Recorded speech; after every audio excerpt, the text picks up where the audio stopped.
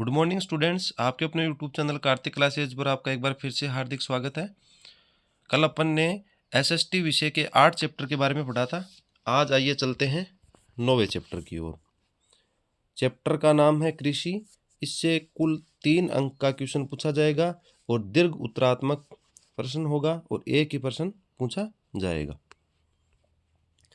भारतीय कृषि की स्थिति में सुधार के लिए सरकार द्वारा लाए गए संस्थागत और तकनीकी सुधारों के बारे में बताइए। तो इसका आंसर है, स्वतंत्रता के पश्चात देश में संस्थागत सुधार करने के लिए जोतों की चकबंदी, सहकारिता तथा जमींदारी आदि को समाप्त करने को प्राथमिकता दी गई। पहले जमींदारी, सहकारिता, जोतों की चकबंदी आदि थी, इसको बंद कर दिया गया।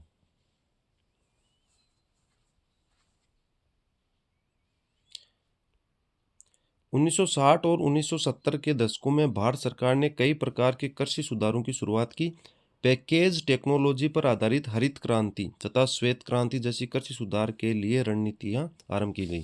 हरित क्रांति, श्वेत क्रांति का आरंभ किया गया। 1980 तथा 1990 के दशकों में व्यापक भूमि विकास कार्यक्रम शुरू किया गया। कौन सा कार्यक्रम शुरू किया गया? व्यापक भूमि विकास, जो संस्थागत तथा तकनीकी सुधारों पर आधारित था। संस्थाओं में सुधार करना और तकनीकी सुधार करना इनका मुख्य कार्य था। इस दिशा में उठाए गए कुछ महत्वपूर्ण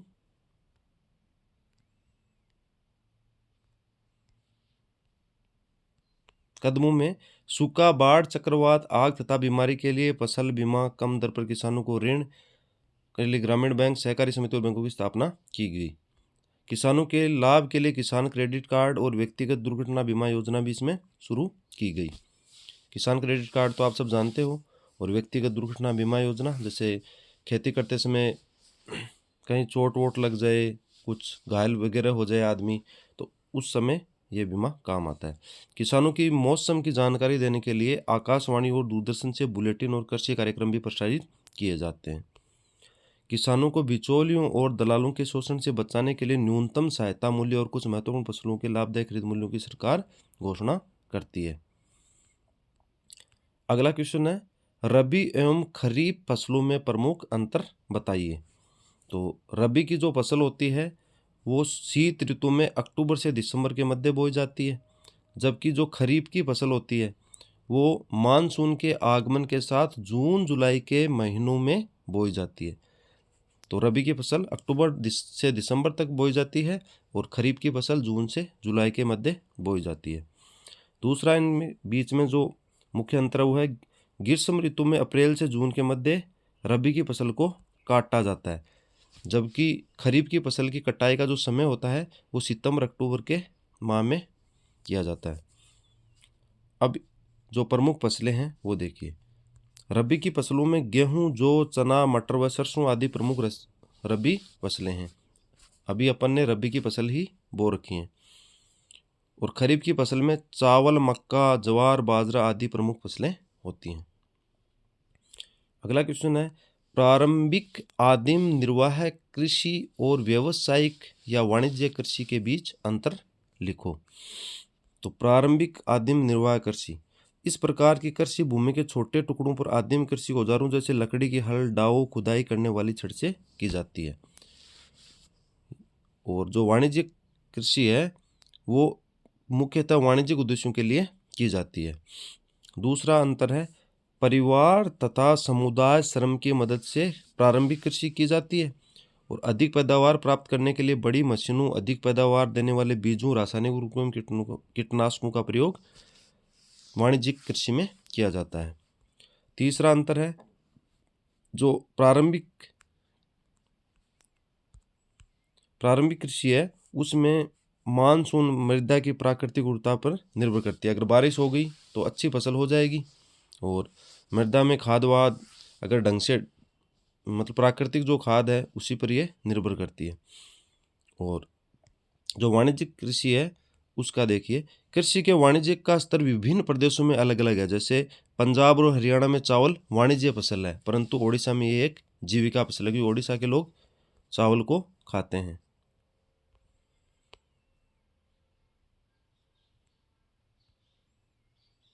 और इसका एक और है, प्रारंभिक जो कृषि है इसे कर्तन दहन प्रणाली तथा झूम के नाम से भी जाना जाता है।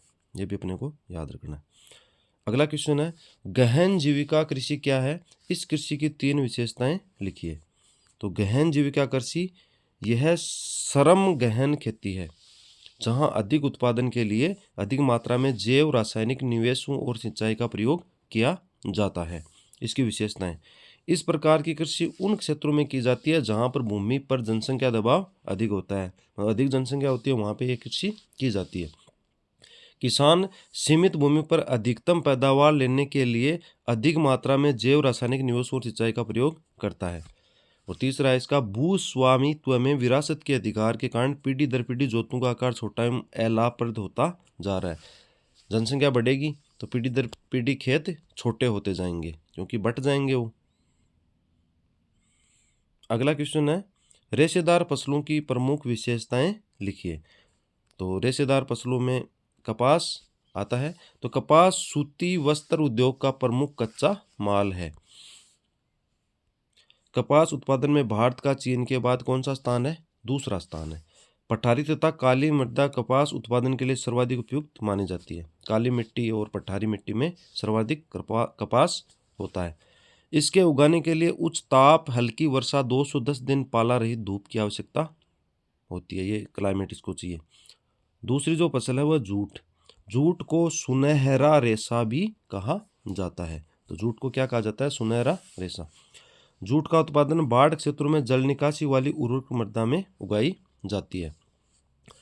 उच्च तापमान की आवश्यकता होती है जूट को। और पश्चिमी बंगाल, बिहार, असम और ओडिशा प्रमुख जूट उत्पादक राज्य हैं। तो जूट की जो खेती है वो पश्चिमी बंगाल, बिहार, असम और ओडिशा में प्रमुख रूप से की जाती है। अगला जो क्वेश्चन है वो है, 2 रोपण पेय फसलों की प्रमुख विशेषताएं बताइए। तो चाय होती है वो एक पेय फसल है जिसे अंग्रेज भारत लाए थे। अंग्रेज लाए थे भारत में चाय को। उष्ण और उपोष्ण कटिबंधीय जलवायु, ह्यूमस और जीवांश युक्त गहरी मिट्टी तथा सुगम जल निकास वाले ढलवां क्षेत्रों में इसको उगाया जाता है। वर्ष भर समान रूप से होने वाली वर्षा पत्तियों के विकास के लिए सहायक होती है। मतलब थोड़ी थोड़ी बारिश होती रहती है तो इसकी पत्तियों का विकास होता रहता है और पत्तियों से चाय बनती है। चाय एक श्रम सघन उद्योग है। कैसा उद्योग है? श्रम सघन। इसमें मतलब अत्यधिक श्रम चाहिए। इसके लिए प्रचुर मात्रा में सस्ता और कुशल श्रम चाहिए। इसकी ताजगी बनाए रखने के लिए चाय की पत्तियां बागान में ही संसाधित की जाती हैं। भारत में चाय का प्रमुख उत्पादन कहाँ कहाँ होता है? असम में, पश्चिमी बंगाल में, दार्जिलिंग और तमिलनाडु और केरल में। अगला जो मुख्य फसल है वो है कॉफ़ी। तो भारत में मुख्यतः अरेबिका किस्म की कॉफ़ी उत्पादित की जाती है जो यमन से लाई गई है। अरेबिका कॉफ़ी की मांग विश्व भर में सर्वाधिक है। सर्वाधिक मांग वाली कॉफ़ी है ये। भारत में कॉफ़ी बागान का प्रारंभ बाबा बुदन पहाड़ियों से हुआ। तो भारत में कॉफ़ी बागानों का प्रारंभ बाबा बुदन पहाड़ियों से हुआ। अच्छा क्वेश्चन है। मुख्य उत्पादन क्षेत्र हैं इसके कर्नाटक, केरल और तमिलनाडु। कर्नाटक, केरल और तमिलनाडु। 2 प्रमुख खाद्यान्न फसलों की प्रमुख विशेषताएं बताइए। ये अगला क्वेश्चन है। तो पहले खाद्यान्न फसल है चावल। यह भारत का प्रमुख खाद्यान्न है जिसे खरीफ की फसल के रूप में उगाया जाता है। चावल उत्पादन के लिए जो क्लाइमेट चाहिए वो देखिए, 25 डिग्री सेल्सियस तापमान होना चाहिए, 100 सेंटीमीटर से अधिक वर्षा की आवश्यकता होती है। चावल की खेती के लिए डेल्टाई मिट्टी उपयुक्त मानी जाती है। कौन सी मिट्टी उपयुक्त मानी जाती है? डेल्टाई मिट्टी। अब देखिए, भारत का विश्व में चावल उत्पादन की दृष्टि से दूसरा स्थान है। मतलब सबसे ज़्यादा चावल चीन में उत्पादित किया जाता है और 2 नंबर पे अपना देश भारत। भारत में चावल का उत्पादन मुख्यतः पंजाब, हरियाणा, पश्चिमी बंगाल, उत्तर प्रदेश में किया जाता है। दूसरी खाद्यान्न फसल है गेहूं। भारत की दूसरी प्रमुख खाद्यान्न फसल गेहूं है जिसे रबी की सीजन में बोया जाता है। अब इसके लिए जो क्लाइमेट चाहिए वो देखिए, गेहूं फसल के लिए 50 से 75 सेंटीमीटर वर्षा तथा शीत ऋतु के साथ खिली धूप की आवश्यकता भी होती है। भारत में गंगा सतलुज का मैदान तथा दक्कन का पठार प्रमुख इसके उत्पादक क्षेत्र हैं। और जो राज्य हैं वो देखिए, भारत में सबसे ज़्यादा पंजाब, हरियाणा, उत्तर प्रदेश, मध्य प्रदेश, बिहार तथा राजस्थान में गेहूं का उत्पादन किया जाता है।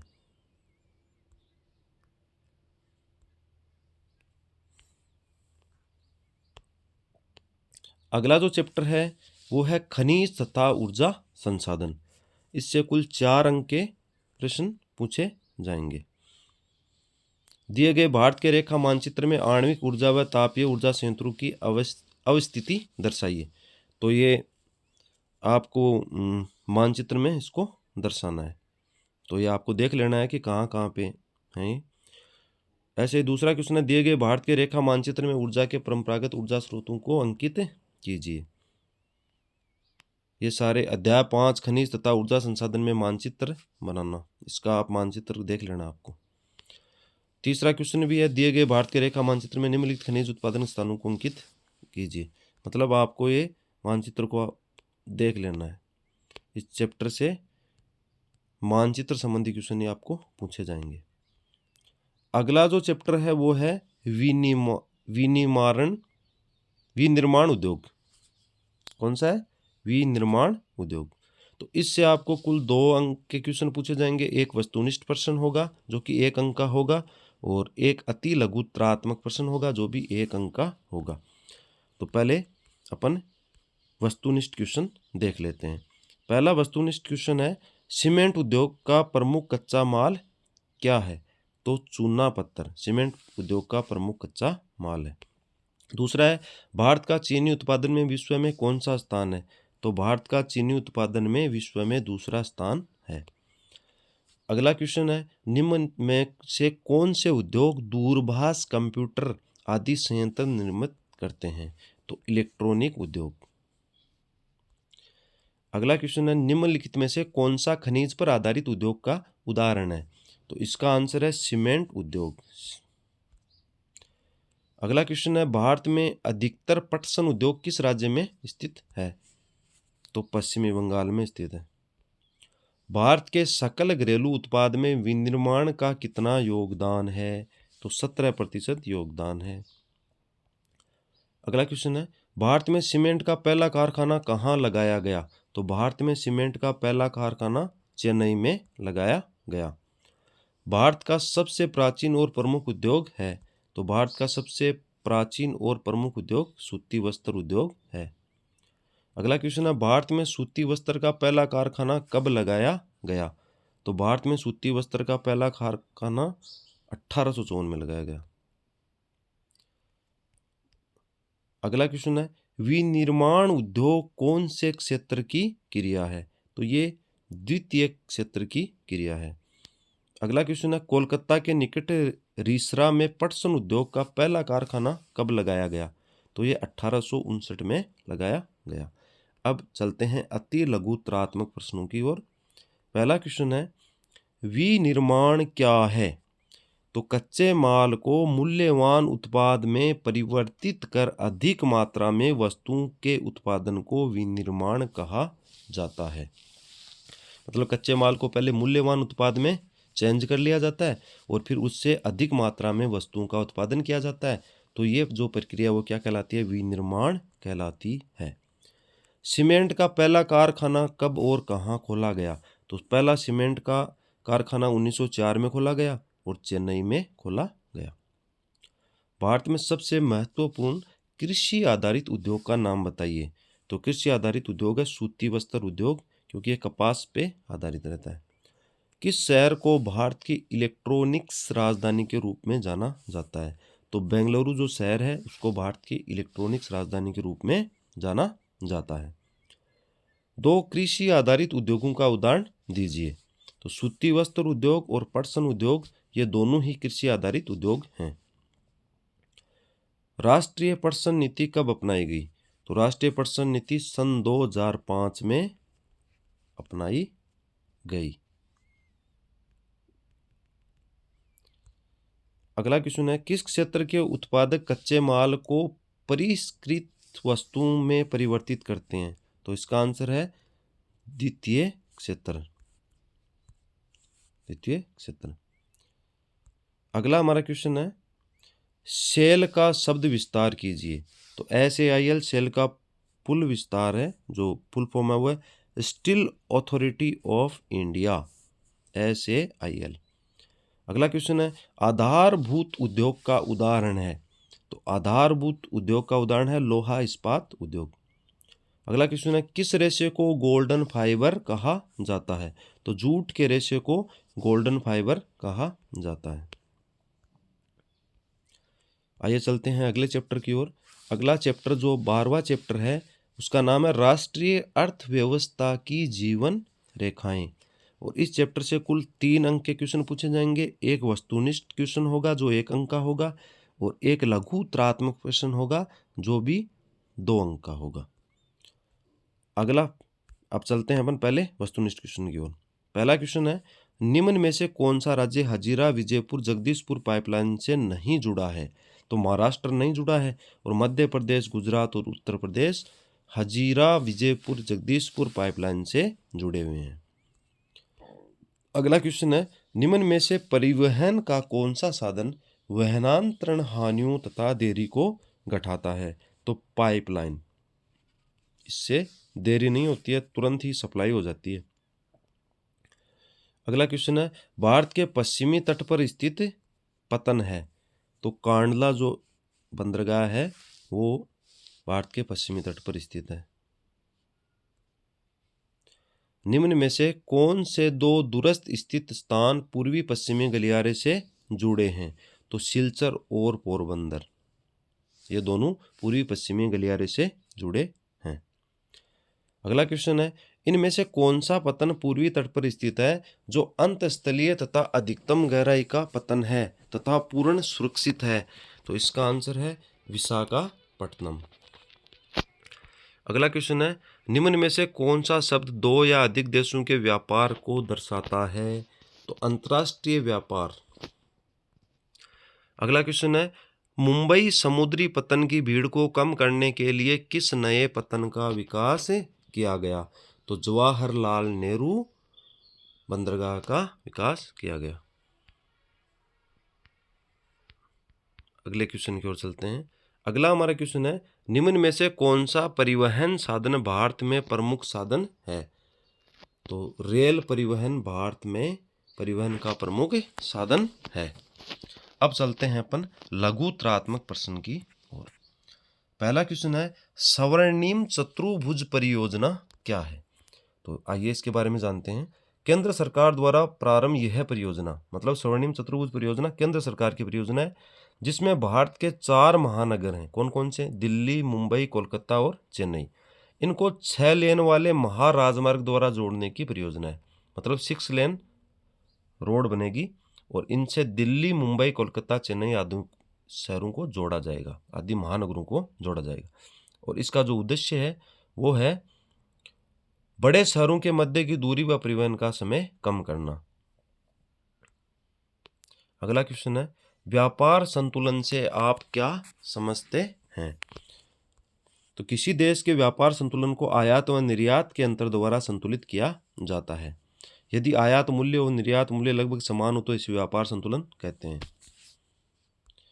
अगला क्वेश्चन है सड़क परिवहन के 4 प्रमुख महत्व लिखिए। तो रेलवे लाइन की अपेक्षा सड़कों की निर्माण लागत बहुत कम है और अपेक्षाकृत उबड़ खाबड़ भू भागों पर सड़कें बनाई जा सकती हैं, लेकिन रेलवे लाइन नहीं बनाई जा सकती। अगला बिंदु है अपेक्षाकृत कम व्यक्तियों, कम दूरी व कम वस्तुओं के परिवहन में सड़क मितव्ययी है, इसमें कम खर्चा आता है। अगला इसका बिंदु है यह घर घर सेवाएं उपलब्ध कराता है। अगला हमारा क्वेश्चन है पाइपलाइन परिवहन क्या है। ये मिस प्रिंटिंग हो रखा है, ये पाइपलाइन। तो पाइपलाइन परिवहन का प्रयोग कच्चा तेल, पेट्रोल उत्पाद तथा तेल से प्राप्त प्राकृतिक तथा गैस क्षेत्र से उपलब्ध गैस शोधनशालाओं, उर्वरक कारखानों में बड़े ताप विद्युत ग्रहों तक पहुंचाने में किया जाता है। कच्चा तेल, पेट्रोल, तेल और गैस आदि पाइपलाइन से पहुंचाए जाते हैं। सीमांत सड़कों का महत्व बताइए। तो सामरिक दृष्टि से, सामरिक का मतलब होता है युद्ध से संबंधित, तो तो सीमांत सड़कों का बहुत अधिक महत्व है। इन सड़कों से दुर्गम क्षेत्रों में अभिगम्यता बढ़ी है तथा ये इन क्षेत्रों के आर्थिक विकास में भी सहायक सिद्ध हुई है। अब चलते हैं अपन अगले चैप्टर की ओर। अगला चैप्टर है सत्ता की साझेदारी। इससे कुल 4 अंक का प्रश्न पूछे जाएंगे। 3 प्रश्न इससे पूछे जाएंगे, 2 वस्तुनिष्ठ होंगे या एक अति लघु उत्तरात्मक भी हो सकते हैं और एक क्वेश्चन लघु उत्तरात्मक होगा। तो इस चैप्टर को अपने को ढंग से पढ़ना है। सरकार के विभिन्न अंगों में सत्ता का बंटवारा क्या कहलाता है? तो सत्ता का क्षैतिज वितरण कहलाता है। यूरोपीय संघ का मुख्यालय कहाँ स्थित है? तो यूरोपीय संघ का मुख्यालय ब्रुसेल्स में स्थित है। कहाँ स्थित है? ब्रुसेल्स में। अगला क्वेश्चन है श्रीलंका को स्वतंत्रता प्राप्ति हुई तो 1948 में। तो श्रीलंका को स्वतंत्रता प्राप्ति कब हुई? 1948 में। श्रीलंका की आबादी में सबसे बड़ा हिस्सा किस प्रमुख सामाजिक समूह का है? तो सिंहली जो समूह है उसका है। बेल्जियम में डच भाषी क्षेत्र है। डच कहाँ के लोग बोलते हैं बेल्जियम में? तो वो है फ्लेमिश क्षेत्र। कौन सा क्षेत्र है? फ्लेमिश क्षेत्र। बेल्जियम में केंद्र और राज्य सरकार के अलावा तीसरे स्तर की सरकार होती है, तो वो होती है सामुदायिक सरकार। जैसे अपने केंद्र और राज्य सरकार है, वैसे वहाँ केंद्र और राज्य सरकार के अलावा तीसरी सरकार भी होती है, जिसको क्या कहते हैं? सामुदायिक सरकार। श्रीलंका में सिंहली भाषा को राजभाषा का दर्जा कब दिया गया? तो इसको 1956 में दिया गया। निम्न में से किस देश ने 1970 से 1993 के मध्य अपने संविधान में 4 संशोधन किए? तो वो देश था बेल्जियम। अगला क्वेश्चन है लोकतांत्रिक देशों में देश में एकता तभी संभव है जब क्या हो? बहुसंख्यक समुदाय अल्पसंख्यकों पर प्रभुत्व कायम करता है। दूसरा इसका ऑप्शन है बहुसंख्यक समुदाय अल्पसंख्यकों को सत्ता में हिस्सेदार न बनाए। तीसरा है सभी समुदायों व क्षेत्रों की भावना का आदर किया जाए। और चौथा है उपयुक्त में से कोई नहीं। तो स ऑप्शन इसमें सही है, सभी समुदायों व क्षेत्रों की भावना का आदर किया जाए। अगला क्वेश्चन है निम्न में से किस देश के साथ बेल्जियम की सीमाएं नहीं लगती हैं? तो बेल्जियम की जो सीमाएं वो ब्रिटेन के साथ नहीं लगती हैं। अगला हमारा क्वेश्चन है किस देश में सत्ता का बंटवारा सामाजिक समूह में होने पर सामुदायिक सरकार दिखाई देती है? तो श्रीलंका। अगला हमारा क्वेश्चन है किस देश में 2 समुदायों के बीच पारस्परिक अविश्वास ने बड़े टकराव का रूप ले लिया? तो इसका उत्तर है श्रीलंका। बेल्जियम निम्न में से किस महाद्वीप का देश है? तो वो है यूरोप महाद्वीप का देश। अब अपन अति लघुत्रात्मक प्रश्नों की ओर चलते हैं। पहला प्रश्न है सरकार के विभिन्न अंगों के नाम लिखो। तो सरकार के जो है विधायिका, कार्यपालिका और न्यायपालिका। विधायिका को व्यवस्थापिका भी कहते हैं। अगला क्वेश्चन है किस देश की सामुदायिक सरकार सत्ता के बंटवारे का अच्छा उदाहरण है? तो बेल्जियम। अगला प्रश्न है सत्ता का ऊर्ध्वाधर वितरण क्या है? तो ऊर्ध्वाधर है उच्चतर एवं निम्नतर स्तर की सरकारों के मध्य सत्ता का विभाजन सत्ता का ऊर्ध्वाधर वितरण कहलाता है। अगला क्वेश्चन है बेल्जियम की सामुदायिक सरकार और श्रीलंका की बहुसंख्यकवादी सरकार में अंतर स्पष्ट कीजिए। तो बेल्जियम की सामुदायिक सरकार का चयन एक ही भाषा के बोलने वाले लोग करते हैं, जबकि श्रीलंका की बहुसंख्यकवादी सरकार में एक समुदाय है सिंहली, वही प्रमुख रहता है। सत्ता का क्षैतिज वितरण किसे कहते हैं? तो विधायिका, कार्यपालिका एवं न्यायपालिका के बीच सत्ता के बंटवारे को सत्ता का क्षैतिज वितरण कहते हैं। अगला क्वेश्चन है नियंत्रण और संतुलन की व्यवस्था किसे कहते हैं? वह व्यवस्था जिसमें सरकार का प्रत्येक अंग एक दूसरे को नियंत्रित करता है, मतलब कंट्रोल में रखता है, जिससे सत्ता का संतुलन स्थापित बना रहता है। अगला हमारा प्रश्न है लोकतंत्र में सत्ता की साझेदारी क्यों आवश्यक है? तो सत्ता की साझेदारी संघर्ष की संभावनाओं को क्या करती है, कम करती है तथा प्रजातांत्रिक भावनाओं के ये अनुकूल है। बहुसंख्यकवाद कायम करने के लिए श्रीलंका सरकार द्वारा उठाए गए एक कदम का उल्लेख करो। तो 1956 में सिंहली जो क्षेत्र था को एकमात्र राज, मतलब सिंहली क्षेत्र नहीं है, ये राज वहाँ की भाषा थी, को एकमात्र राजभाषा घोषित कर दिया गया। 1950 और 1960 के दशकों के बीच ब्रुसेल्स में दो समुदायों के बीच प्रखर समस्या क्या थी, तो वो थी भाषाई विविधता, मतलब अलग अलग भाषाएं वहाँ बोली जाती थी। दो दो समुदाय थे और दोनों में अलग अलग भाषाएं बोली जाती थी। बेल्जियम में कौन सी भाषा बोलने वाले लोग समृद्ध व ताकतवर रहे हैं, तो फ्रेंच भाषा बोलने वाले लोग वहाँ ज़्यादा समृद्ध और ताकतवर रहे हैं। बेल्जियम को समाज की जातीय बनावट की दृष्टि से कितने भागों में बांटा जा सकता है, तो 4 क्षेत्रों में बांटा गया है। राजधानी क्षेत्र वो ब्रुसेल्स, फ्रेंच भाषी जो क्षेत्र वो बेलोनिया, डच भाषी क्षेत्र वो फ्लेमिश और जर्मन भाषी क्षेत्र है वो चौथा है जो जर्मन भाषी क्षेत्र है। अब अपन चलते हैं लघुतरात्मक प्रश्नों की ओर। लोकतंत्र में सत्ता की साझेदारी के विभिन्न रूप कौन कौन से हैं, तो लोकतंत्र में सत्ता की साझेदारी के निम्न 4 रूप विद्यमान हैं। एक ही सरकार के विभिन्न अंगों, कार्यपालिका, व्यवस्थापिका और न्यायपालिका। कार्यपालिका, विधायिका और न्यायपालिका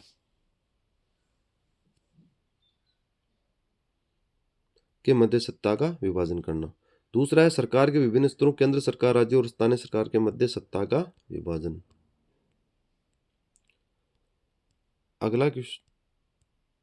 अगला इसका जो बिंदु है वो विभिन्न सामाजिक समूह, धार्मिक, भाषाई, पिछड़े और अल्पसंख्यक समूह के मध्य सत्ता का विभाजन। और चौथा बिंदु विभिन्न राजनीतिक दल, दबाव समूह, किसान और औद्योगिक मजदूरों एवं आंदोलन के मध्य सत्ता का क्या किया जाए, विभाजन किया जाए। लोकतंत्र में सत्ता की साझेदारी क्यों जरूरी है, बहुत ही महत्वपूर्ण ये प्रश्न है। तो सत्ता की साझेदारी की आवश्यकता क्यों हुई? सामाजिक समूह के मध्य टकराव को कम करती है। अगर सत्ता में साझेदारी हो तो सामाजिक समूह के मध्य क्या नहीं होगा, टकराव नहीं होगा। यह लोकतंत्र की आत्मा है। तीसरा इसका समानता की पोषक व सभी के हितों की सुरक्षा करती है। और चौथा है व्यक्तिगत स्वतंत्रता की रक्षा करती है। पांचवा स्थानीय स्वशासन का विकास करती है।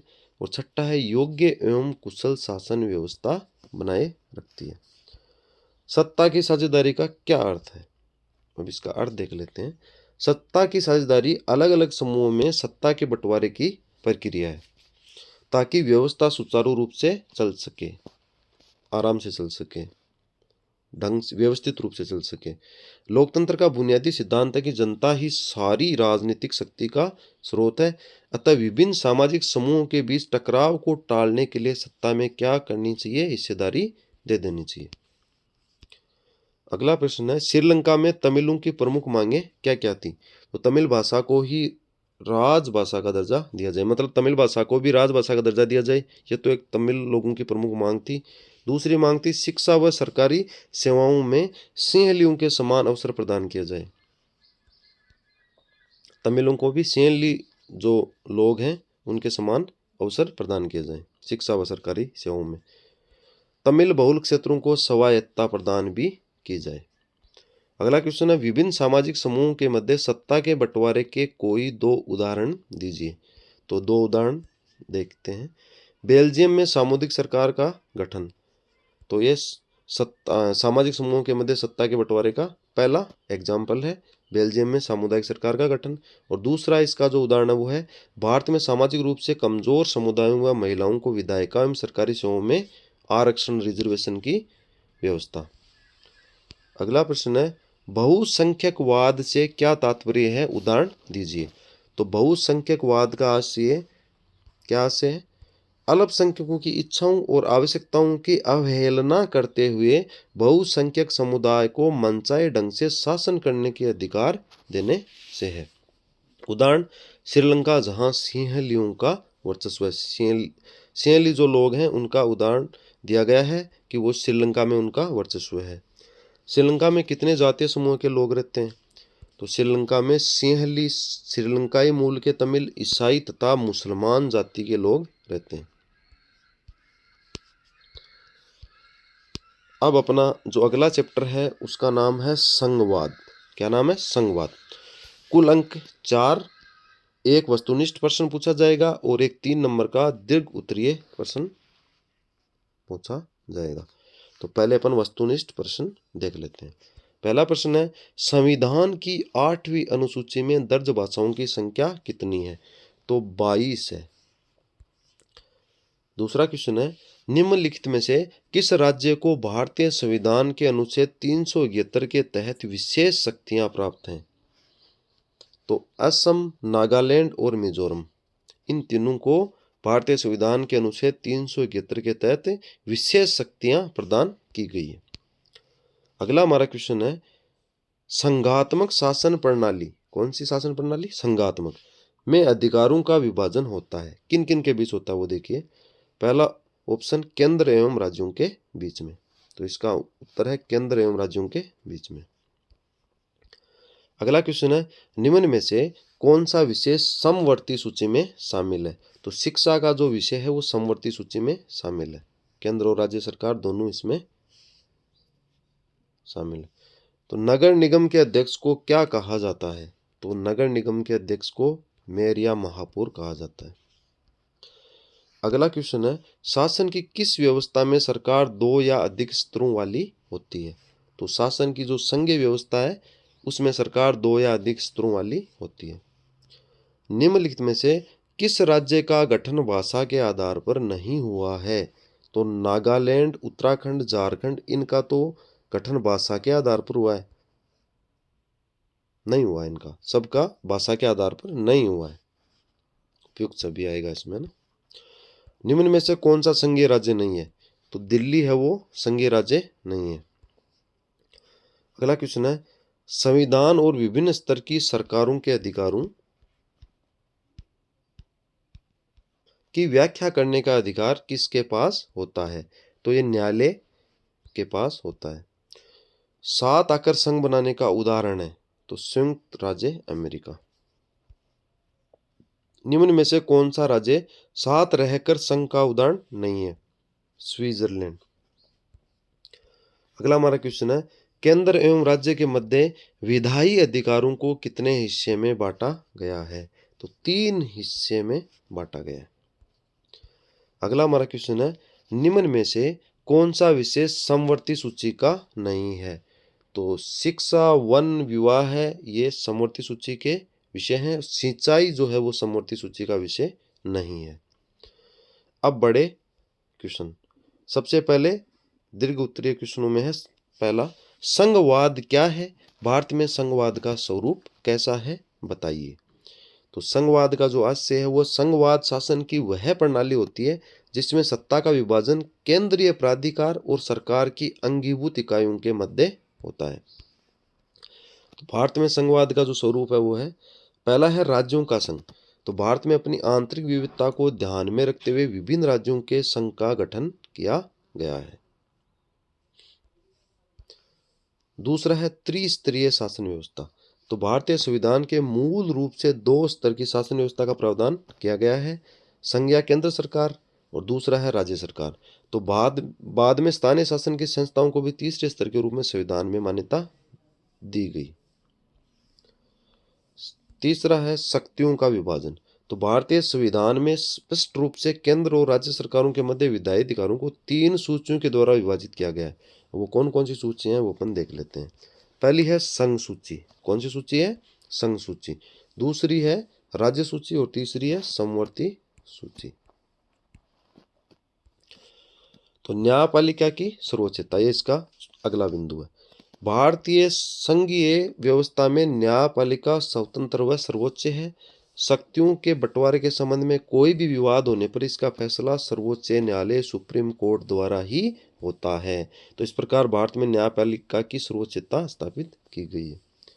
अगला जो बिंदु है वो है समस्त राज्यों को बराबर अधिकार प्राप्त नहीं, जैसे असम, नागालैंड, मिजोरम को अन्य राज्यों के मुकाबले विशेष अधिकार दिए गए हैं। अगला हमारा क्वेश्चन है, सत्ता के विकेंद्रीकरण से क्या अभिप्राय है? विकेंद्रीकरण के पीछे बुनियादी सोच क्या है? तो इसका उत्तर देखते हैं। जब केंद्र और राज्य सरकार से शक्तियां लेकर स्थानीय सरकारों को दी जाती है तो इसे सत्ता का विकेंद्रीकरण कहते हैं। भारत में संघीय सत्ता की साझेदारी 3 स्तरों पर की गई है। वो स्तर है, पहला है केंद्रीय स्तर, दूसरा है राज्य स्तर और तीसरा है स्थानीय स्तर। तो सत्ता के विकेंद्रीकरण में प्रथम 2 स्तरों केंद्रीय स्तर पर राज्य स्तर से शक्तियां लेकर स्थानीय सरकारों को क्या की जाती है, प्रदान की जाती है। तो भारत में स्थानीय सरकारों को सन 1992 में संविधान संशोधन के माध्यम से अधिक शक्तिशाली बनाया गया है। अगला है विकेंद्रीकरण के पीछे बुनियादी सोच। तो विकेंद्रीकरण के पीछे बुनियादी सोच मतलब जो प्रारंभिक सोच वो ये है कि अनेक मुद्दों एवं समस्याओं का समाधान स्थानीय स्तर पर ही अच्छे तरीके से किया जा सकता है। लोगों को अपने क्षेत्र की समस्याओं को अच्छी समझ होती है। तो जो खुद के क्षेत्र की जो समस्या है उनके लोगों को क्या होती है, अच्छी समझ होती है। तो लोगों को इस बात की भी जानकारी होती है कि पैसा कहाँ खर्च किया जाए और चीज़ों का अधिक कुशलता से उपयोग किस तरह किया जा सकता है। स्थानीय स्तर पर लोगों का नीतिगत फैसलों में सीधे भागीदार बनना भी संभव हो जाता है। इससे लोकतांत्रिक भागीदारी की आदत पड़ती है। स्थानीय सरकारों की स्थापना स्वशासन के लोकतांत्रिक सिद्धांतों को वास्तविक बनाने का सबसे आसान तरीका है। अगला महत्वपूर्ण प्रश्न है, भारत के संघीय और एकात्मक स्वरूपों में क्या क्या मुख्य अंतर है। उदाहरण से इसको आपको स्पष्ट करना है। तो स्पष्ट करते हैं। देखिए, संघीय शासन व्यवस्था, इस शासन के स्वरूप में 2 स्तरों पर सरकारें होती हैं तथा अपने अपने स्तर पर स्वतंत्र होकर कार्य करती हैं। दूसरा है, इस व्यवस्था में राज्य सरकारों को शक्तियां संविधान से प्राप्त होती है। इस व्यवस्था में संघ और राज्य सरकारों के बीच विषयों का विभाजन होता है।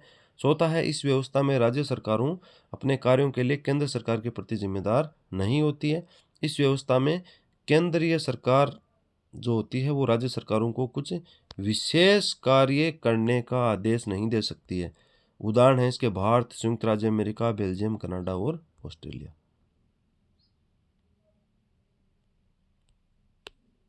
अगला जो अपना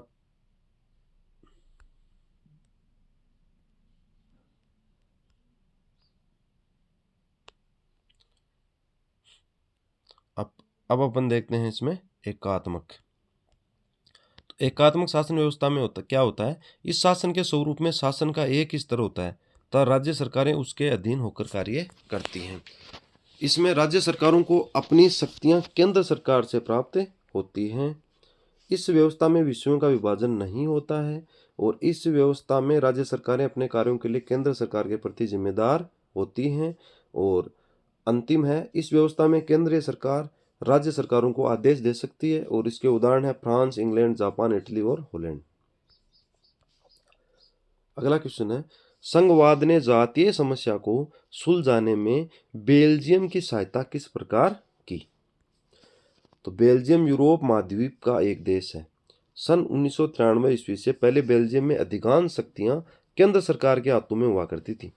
और 1993 से पहले प्रांतीय सरकारों को नाम मात्र के अधिकार प्राप्त थे, पर ये अधिकार उनको केंद्र सरकार द्वारा दिए गए थे और इन्हें केंद्र सरकार वापस भी ले सकती थी। अर्थात बेल्जियम में एकात्मक सरकार थी। 1993 ईस्वी में संविधान संशोधन करने के पश्चात बेल्जियम में प्रांतीय सरकारों को कुछ संवैधानिक अधिकार प्रदान किए गए। इन अधिकारों के लिए प्रांतीय सरकारें अब केंद्र पर निर्भर नहीं रही। इस प्रकार बेल्जियम ने एकात्मक शासन के स्थान पर संघीय शासन प्रणाली को अपनाया, जिससे जातीय समस्या के समाधान में सहायता प्राप्त हुई। अगला हमारा क्वेश्चन है, भारतीय संविधान में केंद्र सरकारों के मध्य विधायी अधिकारों को कितने भागों में बांटा गया है, इसका आपको विवरण देना है। तो विधायी अधिकारों को 3 भागों में बांटा गया है। पहला है संघ सूची। अब संघ सूची में कौन कौन से विषय आते हैं वो आप देख लो।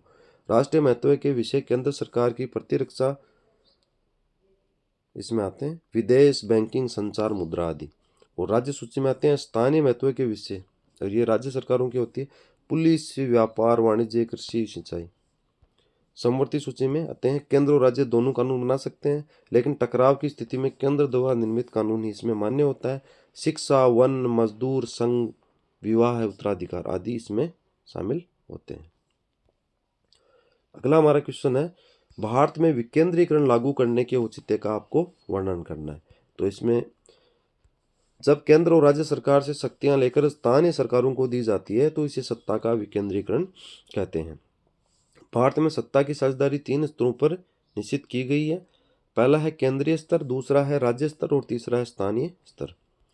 तो भारत में स्थानीय सरकारों को सन 1992 में 73वें संविधान संशोधन के माध्यम से अधिक शक्तिशाली बनाया गया है। विकेंद्रीकरण के पीछे जो बुनियादी सोच है वो देखिए। अनेक मुद्दों एवं समस्याओं का समाधान स्थानीय स्तर पर ही अच्छे तरीके से हो सकता है। लोगों को अपने क्षेत्र की समस्याओं का अच्छा ज्ञान होता है, तो लोगों को ये जानकारी भी होती है कि पैसे कहाँ खर्च करने और चीज़ों को अधिक कुशलता से कैसे उपयोग कर सकते हैं। स्थानीय स्तर पर लोगों का नीतिगत फैसलों में सीधे भागीदार बनना भी संभव हो जाता है और स्थानीय सरकारों की स्थापना स्वशासन के लोकतांत्रिक सिद्धांत को वास्तविक बनाने का सबसे अच्छा तरीका है। अगला महत्वपूर्ण प्रश्न है, भारत में केंद्र राज्य संबंधों में आए बदलावों के मद्देनजर संघीय व्यवस्था में सत्ता की साझेदारी आज ज़्यादा प्रभावी है। इस बात को आपको स्पष्ट करना है। तो भारत में केंद्र राज्य संबंधों में लगातार आए बदलावों के कारण व्यवहार में संघवाद बहुत मजबूत हुआ है और आज उनके बीच सत्ता की साझेदारी ज़्यादा प्रभावी है। स्वतंत्रता के पश्चात काफ़ी लंबे समय तक हमारे यहाँ एक ही पार्टी की केंद्र और अधिकांश राज्यों में शासन रहा। इसका व्यवहारिक प्रभाव यह पड़ा कि राज्य सरकारों ने स्वायत्त संघीय इकाई के रूप में अपने अधिकारों का प्रयोग ही नहीं किया। इसके बाद जब केंद्र और राज्यों में अलग अलग दलों की सरकारें बनी तो केंद्र सरकार ने राज्यों के अधिकारों की अनदेखी करने की कोशिश की। मतलब केंद्र राज्य सरकारों के जो अधिकार थे उनकी अनदेखी करने लगी। उन दिनों में केंद्र सरकार अक्सर संवैधानिक प्रावधानों का दुरुपयोग करके विपक्षी दलों की राज्य सरकारों को भंग कर देती थी बीच में ही। यह संघवाद की भावना के प्रतिकूल काम था। सन 1990 के बाद से इस स्थिति में कुछ सुधार आया। इस अवधि में देश में अनेक राज्यों में क्षेत्रीय दलों का उदय हुआ। 1990 के बाद क्षेत्रीय दलों का उदय होना शुरू हुआ। तो इस दौर में केंद्र में गठबंधन सरकारों की शुरुआत होगी। चूंकि किसी एक दल को लोकसभा में क्लियर बहुमत नहीं मिल रहा था, इसलिए प्रमुख राष्ट्रीय पार्टियों ने क्या किया, क्षेत्रीय दलों समेत अनेक पार्टियों से गठबंधन कर लिया और फिर अपनी सरकारें बना ली। इससे सत्ता में साझेदारी और राज्य सरकारों की स्वायत्तता का आदर करने की नई संस्कृति ने जन्म लिया। इसी बीच सर्वोच्च न्यायालय के फैसलों से राज्य सरकारों को मनमाने ढंग से भंग करना केंद्र सरकार के लिए क्या होता गया, मुश्किल होता गया, क्योंकि सुप्रीम कोर्ट ने इसमें दखलंदाजी देना चालू कर दिया। इस प्रकार आज संघीय व्यवस्था के तहत सत्ता की साझेदारी संविधान के लागू होने के बाद तत्काल बाद वाले दौर की तुलना में ज्यादा प्रभावी है।